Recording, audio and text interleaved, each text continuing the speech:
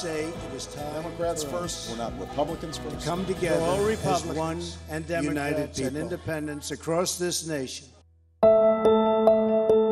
Pennsylvania for Donald Trump. Donald Trump has been elected the 45th president of the United States. America tonight has a new president-elect. November 8th, 2016, America woke up to a new reality. The billionaire, entrepreneur, TV reality star has defeated the candidate once figured to be undefeatable. Real estate mogul Donald Trump was elected the 45th commander-in-chief of the most powerful country in the world. It was a resounding rebuke to the political establishment. I, Donald John Trump, do solemnly swear that I will faithfully execute the office of President of the United States. The office of President of the United States.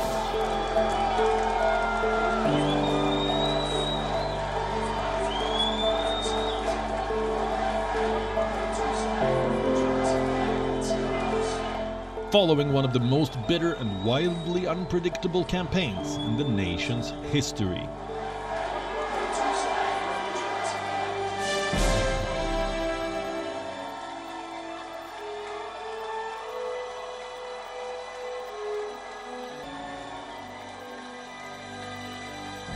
I don't know, Putin. He said nice things about me. He has no respect for her. Well, that's because he'd rather have a puppet as president. Nope. The Republican candidate defeated the seasoned Democrat in several battleground states like Florida, Ohio, North Carolina, and Pennsylvania.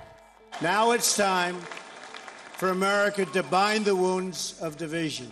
We have to get together. To all Republicans and Democrats and independents across this nation, I say it is time for us to come together as one united people. The 67th United States Secretary of State conceded to a 70-year-old entrepreneur turned TV producer with no government experience. The call lasted for about a minute. I've just received a call from Secretary Clinton.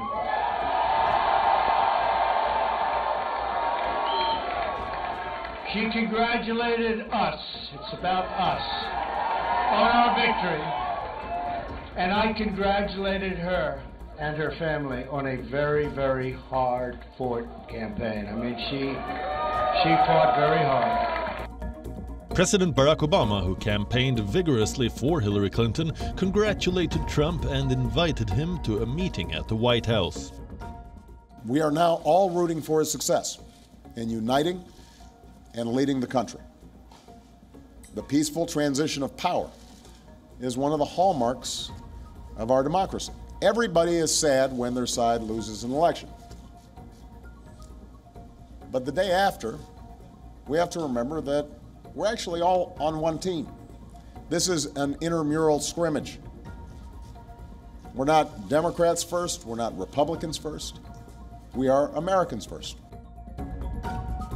Trump's victory was a decisive demonstration of power by a largely overlooked coalition of mostly blue-collar, white, and working-class voters.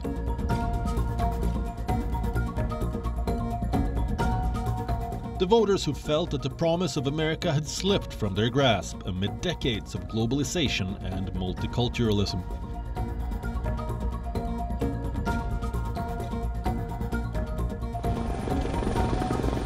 And that large section of the American society found an improbable champion in a Manhattanite who lived in a marble-wrapped, three-storied penthouse apartment on Fifth Avenue.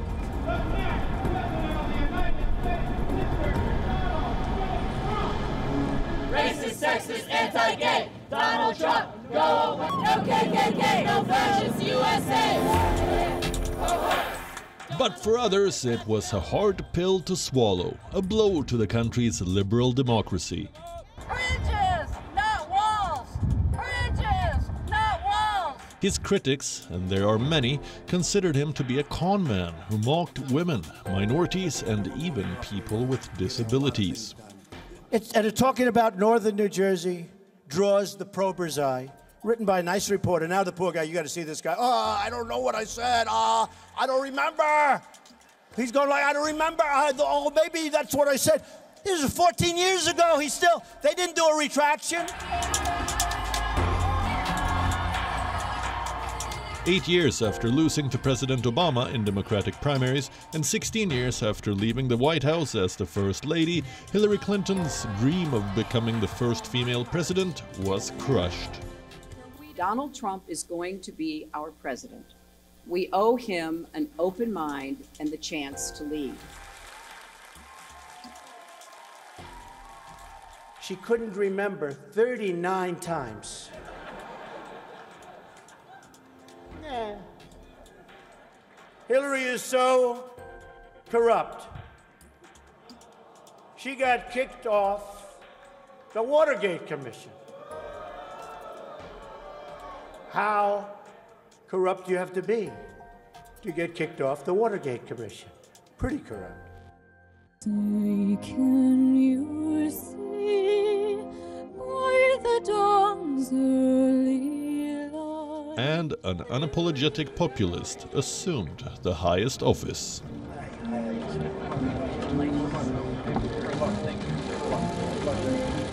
This American carnage stops right here and stops right now. They say the first 100 days can either make or break an American president. For Trump, this period was just as unusual as his election to the White House. Sean Spicer, his press secretary, falsely claimed that the crowd gathered at the 2017 inauguration was the largest audience to ever witness an inauguration, period, both in person and around the globe.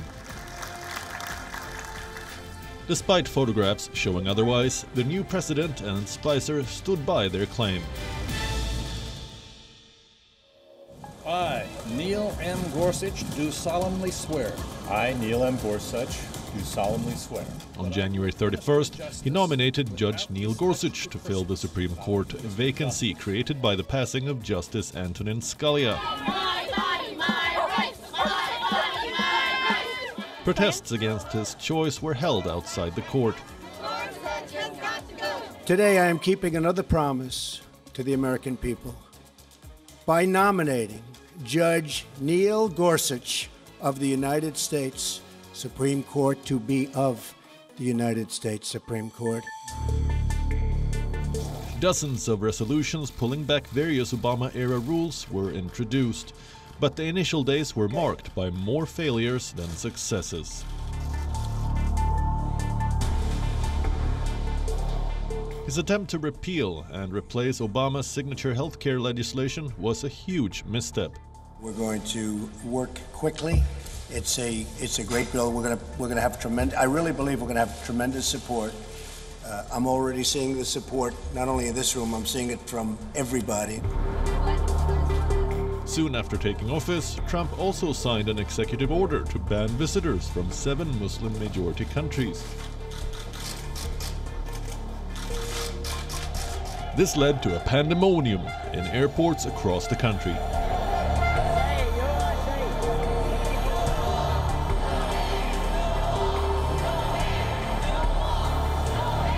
Despite the flurry of executive orders, very little was done on the domestic front. And then there were the early morning tweet storm. The president tweeted a record 981 times in the first 100 days. In one of these posts, he accused his predecessor of wiretapping him, a claim he continues to endorse till date.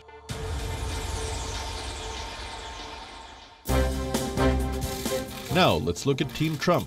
Drama was unfolding at the White House. Even though he had no experience in government, he surrounded himself with aides with no experience in government. This included his son-in-law and his daughter. In terms of foreign policy, it was a mixed bag. Several world leaders mocking President Trump. They're laughing at him. My administration has accomplished more than almost any administration in the history of our country. Didn't expect that reaction, but that's okay. World leaders mocking and ridiculing him for being completely off balance. Allies are deeply worried about it. They say he's becoming increasingly isolated. Something is very wrong.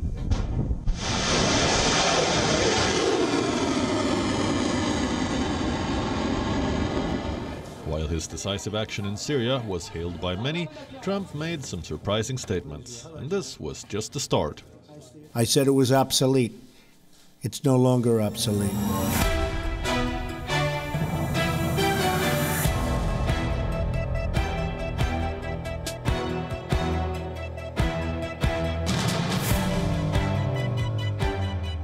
Together, we will make America great again.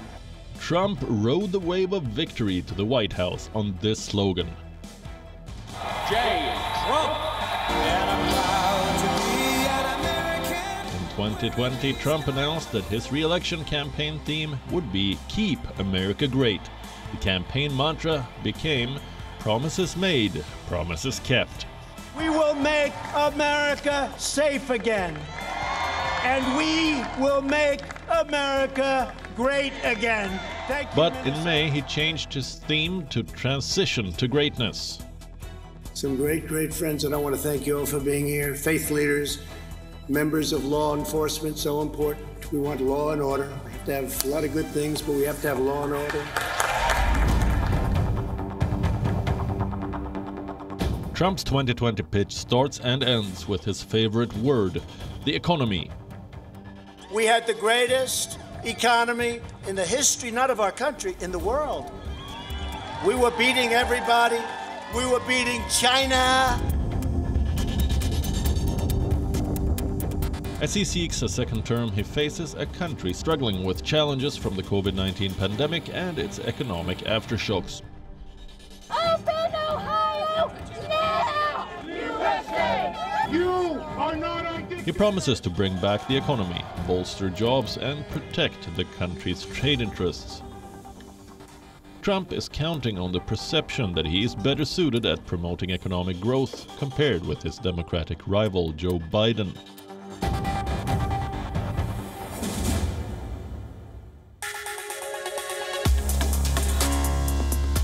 A hard-line stance on China and a brewing trade war continue to remain the focus of his policy. We're looking at exactly where it came from, who it came from, how it happened, separately and also scientifically. So we're going to be able to find it. And my question is, have you seen anything at this point that gives you a high degree of confidence that the Wuhan Institute of Virology was the origin of this virus? Yes, I have. Yes, I have.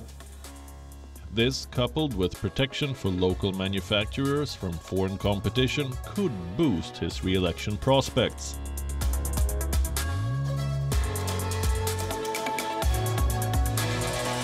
We'll begin immediate construction of a border wall. A nation without borders is not a nation. Beginning today, the United States of America gets back control of its borders, gets back its borders. The signature promise of his 2016 campaign, the project is now underway with 450 miles expected to be completed by the end of December. Perhaps Trump's biggest impact has been on immigration.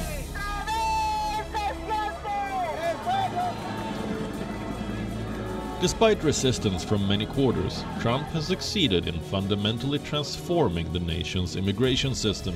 Using hundreds of executive actions, he has slashed refugee admissions and shut down the asylum system at the southwest border.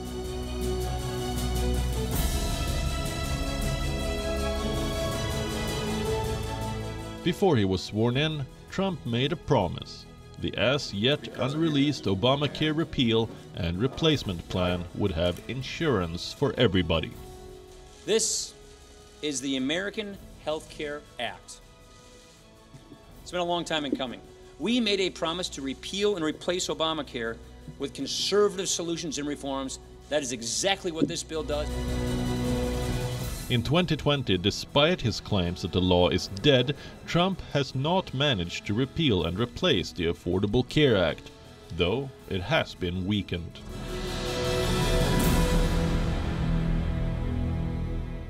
It is my profound honor to be the first president in history to attend the March for Life. Unborn children have never had a stronger defender in the White House. In 2016, Donald Trump had vowed his campaign to stand with anti-abortion activists. And in March this year, he kept his word by attending an annual anti-abortion gathering. Finally banning the late-term abortion of babies. Last year, he tweeted that he is pro-life, with 3 exceptions. I mean, hey, I lived in New York City and Manhattan all my life, okay? So before he became the president, Trump's Republican rival Ted Cruz had unveiled an ad slamming his opponent's view on abortion. Well, look, I am pro-choice in every respect. And what does Trump think about Iowa? Complete with footage from a 1999 interview in which he declared, "I am pro-choice in every respect." You know, my views are a little bit different than if I lived in Iowa. But then for his seat in the White House, he clearly chose to back the anti-abortion movement. Why did this happen? Well, abortion is arguably the most divisive issue in US politics and a key issue for his conservative base. The Trump administration has certainly managed to curtail federal funding for abortions, and abortion laws in Republican-controlled states have become more restrictive.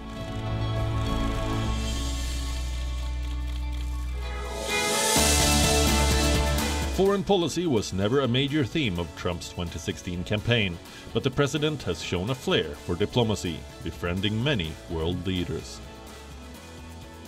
As far as UK and the United States, we're working on a very big trade deal, and I think it's going to work out very well. In September 2019, Trump and Indian Prime Minister Narendra Modi shared a stage in Houston at a massive rally of Indian Americans called Howdy Modi.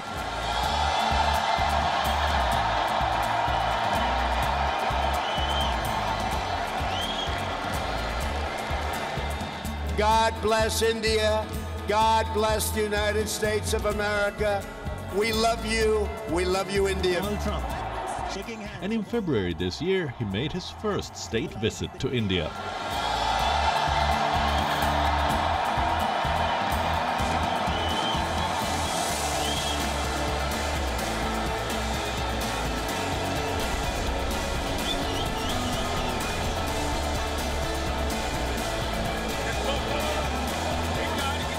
Everybody loves him, but I will tell you this, he's very tough. President Trump से पहली बार मिला था तो उन्होंने मुझे कहा था India has a true friend in the white house. President Trump ने भारत के प्रति अपने इस विशेष प्यार को हमेशा प्रदर्शित किया है।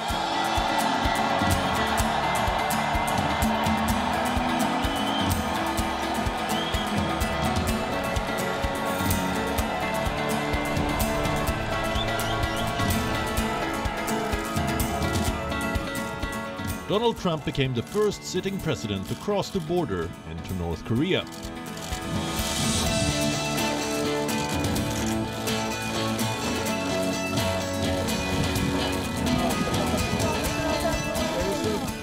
But he also had his fair share of volatile relationships.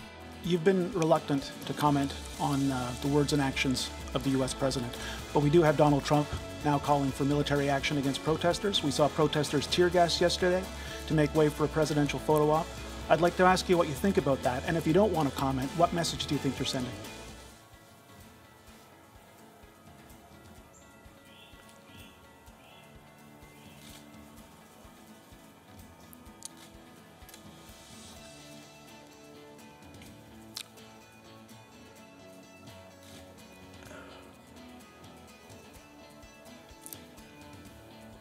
We all watch in horror and consternation what's going on in the United States.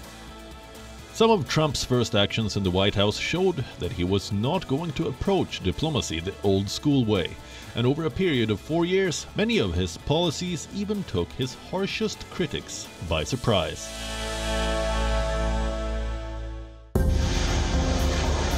It began with airstrikes in Syria over a deadly chemical attack. The Iran deal is defective at its core. If we do nothing, We know exactly what will happen. Then the US pulled out of the Iran nuclear deal, a move touted as a major shift in US foreign policy. Abu Bakr al-Baghdadi is dead. Then came the killing of two major leaders, ISIS chief Abu Bakr al-Baghdadi and Iranian general Qasem Soleimani. When Obama announced the death of al-Qaeda leader Osama bin Laden in 2012, it was all that was needed to secure 4 more years in the Oval Office.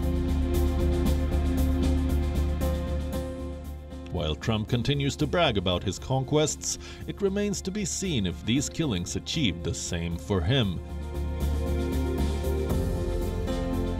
And then there's the West Asia peace deal. Just 50 days ahead of the election, Trump has been able to stitch a peace deal between the UAE and Israel. With this, UAE becomes the 3rd country in the Middle East to normalize relations with Israel. And that too, after a gap of a quarter century. These visionary leaders will sign the first 2 peace deals between Israel and the Arab state in more than a quarter century. The United States and the Taliban signed an agreement aimed at ending the 18-year war in Afghanistan, but many factors could still disrupt the peace process. Another significant policy focusing on this region includes the Afghan-Taliban peace deal. The two sides are aiming for political reconciliation and an end to decades of violence, which began with the 1979 Soviet invasion. With several negotiations and going back and forth, the peace talks continue to remain on track for now. Ahead of the November elections, he is aiming to bring home thousands of US troops from Iraq and Afghanistan, in keeping with his 2016 election campaign promise to disentangle the US from endless wars. However, a shaky peace process and the fear of Taliban resurgence makes the move especially dangerous for the region.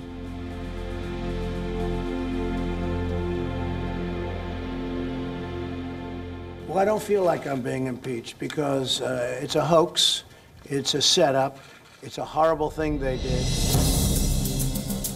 In 2019, Trump became the 3rd president in American history to be impeached. He was accused of abuse of power and obstruction of Congress, both related to the Ukraine scandal.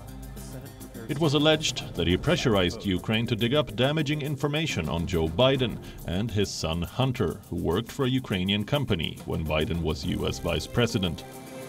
However, Trump called the impeachment inquiry a witch hunt by Democrats and was acquitted by the Senate in February 2020.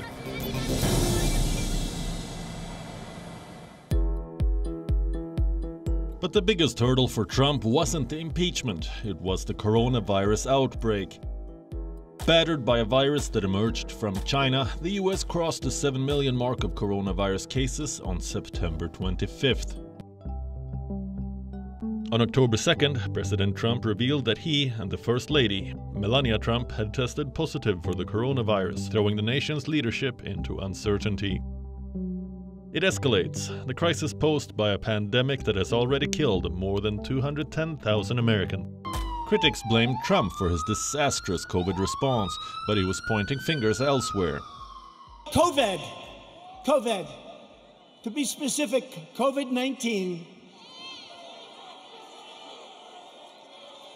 That name gets further and further away from China as opposed to calling it the Chinese virus. US-China ties, already sour due to their trade war, worsened, stating that the World Health Organization was a Chinese puppet. He withdrew funds from the UN body. We will be today terminating our relationship with the World Health Organization and redirecting those funds to other worldwide and deserving urgent global public health needs. But that's not the only withdrawal Trump will be remembered for. Do you recall this moment when he pulled out of the Paris Agreement? The United States will withdraw from the Paris Climate Accord. I'd like to talk about climate change. Mr. President, you said, I don't think the science knows. Over your 4 years, you have pulled the U.S. out of the Paris Climate Accord. You have rolled back a number of Obama environmental records.